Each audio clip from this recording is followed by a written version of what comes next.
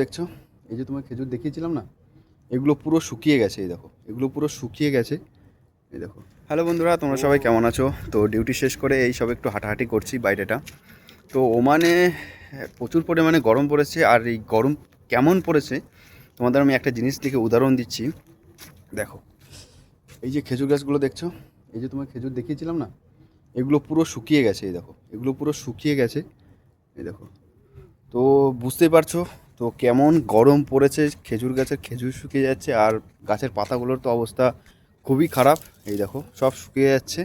কমসে কম 45 ডিগ্রির ওপরে মনে হয় গরম আছে এখন পর্যন্ত। আমি সঠিক তাও জানি না। এখন তো দুপুর 12টা বাজে, তো যখন আরও 2 ঘন্টা পর আরও 2-3টে বাজবে, তখন আরও বীভৎস গরম দেবে। তো যাই হোক, এখানে যারা যত ওয়ার্কাররা কাজ করে খুব কষ্টের মধ্যে কাজ করে। কারণ কি, যা গরমটা প্রচুর পরিমাণে বেড়ে গেছে। আর তোমাদের ওখানে যারা যেখান থেকে ভিডিওটা দেখছো, তাদের ওখানে কেমন কি গরম একটু অবশ্যই কমেন্ট বক্সে কমেন্ট করে জানিও।